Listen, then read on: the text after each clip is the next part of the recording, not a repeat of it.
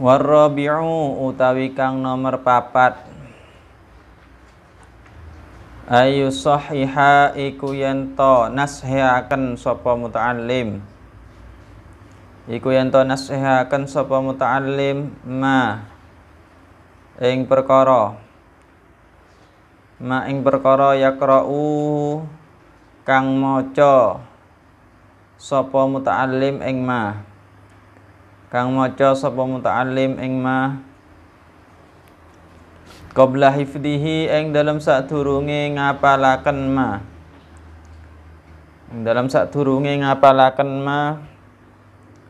tashihan kelawan tashih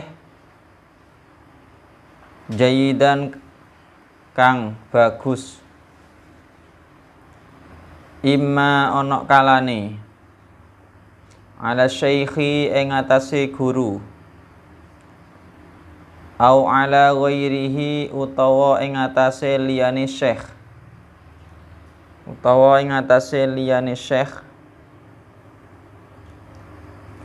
mimman saking wong yutskinu kang ngokohaken sapa man ing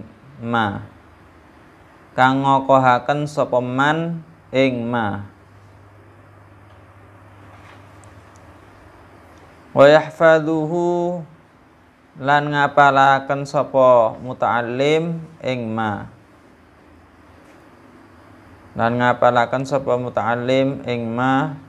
ba'da dzalika ing dalam sakwise mengkono tashih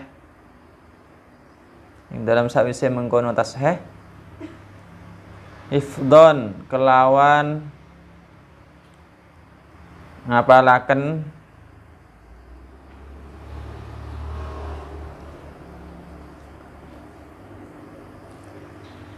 hakaman kang ngokohaken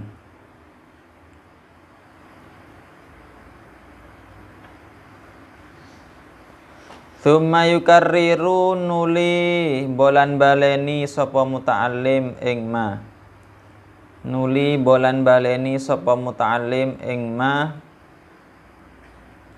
ba'da hifdihi ing dalam sakwise ngapalaken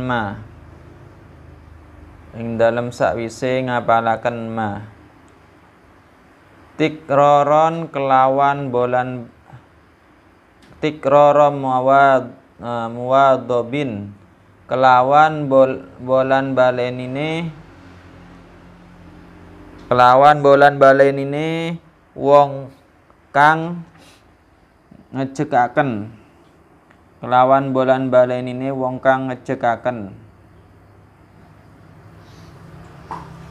Yang nomor 4, sebelum baca sebuah kitab yang mau dipelajari, yang mau dipahami atau yang mau dihafal, kitabnya itu ditashihkan dulu kepada guru atau orang alim. Ditashihkan itu dimintai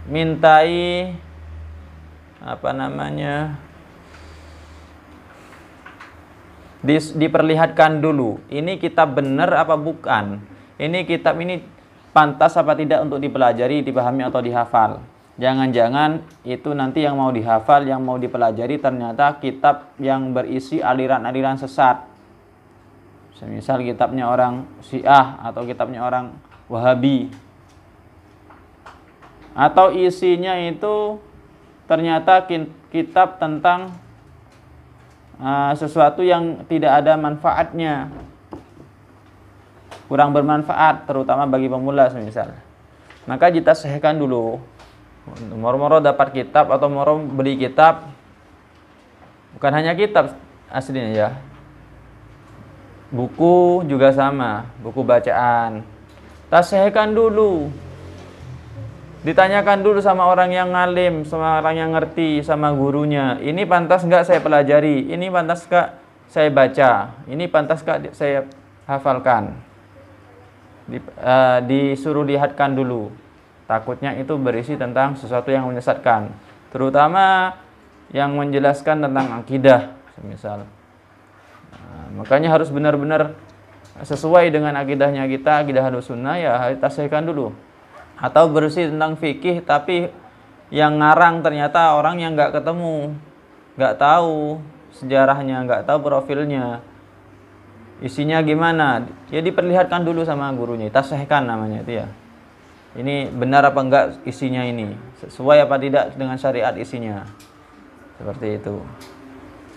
Kalau mau belajar buku, dapat buku atau beli buku yang masih belum ketemu siapa pengarangnya. Kalau sudah ketemu pengarangnya, ternyata pengarangnya orang alim terkenal, orang alim atau guru-gurunya Ahlussunnah wal Jamaah, semisal karangannya Syekh Muhammad Al-Maliki, wah sudah, gak usah ditasihkan, sudah sama gurunya, itu jelas benarnya isinya, itu sudah sesuai isinya. Atau karangnya habaib yang sering dikenal oleh kita, guru-guru kita, ya tidak usah tasihkan lagi. Kalau yang ngarang nggak ketemu, semisal yang ngarang orang biasa atau dosen ngarang buku, kalian beli bukunya, ternyata bukunya isi tentang akidah atau tentang fikih, nah ini dicekkan dulu sama ustadznya, sama gurunya, ini sesuai nggak isinya, ini ternyata hukum yang yang asalnya hukum haram dijadikan hukum halal, atau yang makruh jadi mubah, semisal diubah-ubah seperti itu. Nah, takutnya ketika sudah dipelajari oleh kita salah pemahaman, mengikuti apa yang ada di dalam buku itu, kita yang keliru, belajar ilmu yang salah sudah, atau akidah yang sesat kita pelajari, kita hafalkan, kita pahami, akhirnya melekat di otak kita, memori kita, akhirnya punya pemahaman yang salah, yang keliru, yang sesat. Nah, ini yang bahaya, yang ditakutkan, yang seperti itu, yang dikhawatirkan. Kemudian kalau sudah dicekkan sama gurunya atau orang alim, ditasihkan, ternyata iya ini sudah sesuai, ini benar, ini sesuai dengan syariat, bagus, ini kamu pelajari, kamu hafalkan, semisal sama gurunya seperti itu, sudah dicekkan, maka baru mulailah kita untuk menghafal, terutama ilmu-ilmu yang masih dasar dihafal sebaik-baiknya. Kemudian diulang-ulang hafalannya, setelah dihafal diulang-ulang hafalannya, itu biar melekat hafalannya. Wala yahfadhu, lan orang ngapalaken sapa muta'allim, lan orang ngapalaken sapa muta'allim syai'an ing swiji-wiji qabla tashihihi ing dalam sadurunge tashehe syai', ing dalam sadurunge tasheh syai'an, di annahu karana setuhune al-hifdu ngapalaken, di annahu karana setuhune ngapalaken atau al-hifdu ngapalaken sadurunge tasheh, yuqi'u iku nibaaken apa al-hifdu, yuqi'u iku nibaaken apa al-hifdu fit tahrifi ing dalam ngowahi lafat, ing dalam ngowahi lafat, baik itu buku atau kitab. Kalau ternyata moro-moro ketika dapat beli, tidak tahu siapa yang ngarang, tidak tahu isinya apa, moro-moro dihafalkan, bisa jadi itu nanti akan terjadi yang namanya perubahan lafat, diubah lafadznya, ada yang keliru pemahamannya, sesat alirannya, pemahamannya, pemikirannya, bisa jadi seperti itu. Makanya dikhawatirkan, kata saya tadi, itu terjadi seperti itu. Jadi tasihkan dulu kalau nggak tahu. Kalau ilmu kitab yang sudah masyhur, kitab Imriti, Fathul Qorib, sudah masyhur di mana-mana, itu sudah, ya nggak perlu sudah. Yang belum masyhur, buku atau kitab yang belum masyhur itu dicekkan dulu sama guru-gurunya, sama guru kita, biar ketemu benar apa tidak isinya. Karena sekarang kan dari dulu sudah, ya orang-orang yang punya aliran lain, aliran sebelah, tidak sama seperti kita, seperti Wahabi, itu sudah mulai guru-gurunya Wahabi itu sudah mulai senang nulis atau mengkritiki hadis-hadis, kitab-kitab hadis, nanti akhirnya dicetak lagi. Nah, ditasih sama gurunya, terutama gurunya yang terkenal itu Albani, Syekh Albani. Ternyata hadis ini disahihkan oleh Syekh Albani. Ternyata hadis ini doifkan oleh Syekh Albani. Ini tulis lagi, nggak ada catatannya. Hadis ini disahihkan, hadis ini dilemahkan oleh Syekh Albani. Terutama yang berkenaan tentang amaliyah-amaliyah yang sering dilakukan oleh NU. Jika ada hadisnya itu didoifkan oleh Syekh Albani, biar tidak dipakai amalan seperti itu, pekerjaan seperti itu, atau kegiatan-kegiatan orang NU yang seperti itu. Seperti yang isinya tentang mensyariatkan baca Yasin atau baca tahlil, misalnya ada kaitannya seperti itu nanti didoifkan oleh Syekh Albani biar nggak diamalkan. Jadi orang-orang Wahabi itu juga berbahaya. Jika kita pegang kitabnya mereka yang sudah cetak oleh mereka, ya ada seperti itu tulisan catatan atau yang dibuang nanti yang nggak sesuai dengan ajarannya mereka. Akhirnya kita baca, setelah kita baca ternyata nyampe pada lafaz yang memang disalahfahamkan oleh mereka, diubah oleh mereka, akhirnya kita salah paham juga. Yang takutkan seperti itu. Itu banyak kitab-kitab hadis yang sudah ditahrif seperti itu, dirubah oleh mereka, banyak. Atau oleh orang-orang liberal, ini yang banyak buku yang berisi tentang ilmu syariat Islam, yang berisi tentang akidah atau tauhid, yang berisi tentang ayat-ayat suci Al-Quran. Itu orang-orang liberal itu sudah disalahpahamkan. Jadi dikasih pemahaman, pemikiran yang nyeleneh. Banyak bukunya mereka beredar. Makanya hati-hati kalau beli buku tentang syariat Islam. Nah, lihat-lihat dulu, dicekkan dulu sama gurunya, sama ustadznya, sama syekhnya, sama guru-guru kita. Ternyata ini isinya sesuai dengan syariat, boleh dibaca. Kalau nggak sesuai, bahaya.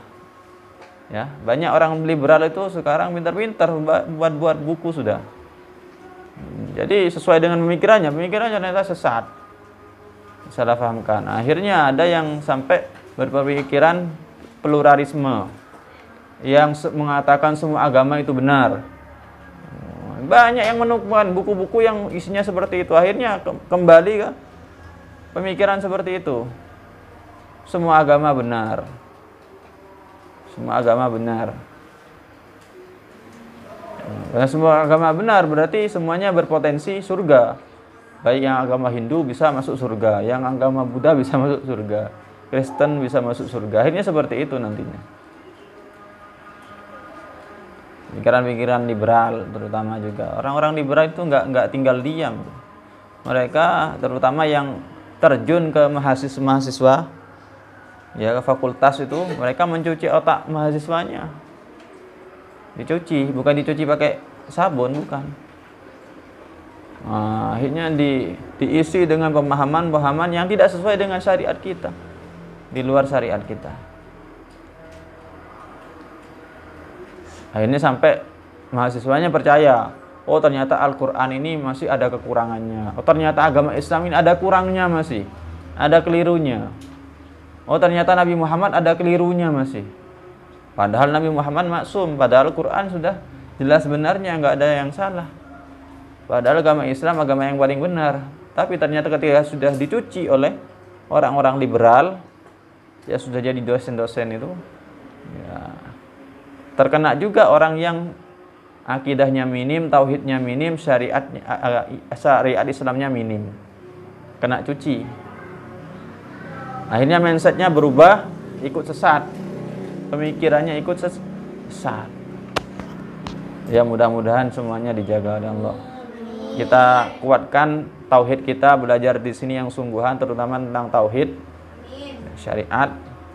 Kuatkan biar nanti seandainya mau terjun di pendidikan formal, ya sudah punya modal, benteng akidah yang mapan, syariatnya pun mapan, akhirnya nggak tergoyahkan karena aliran-aliran yang sesat-sesat yang liberal.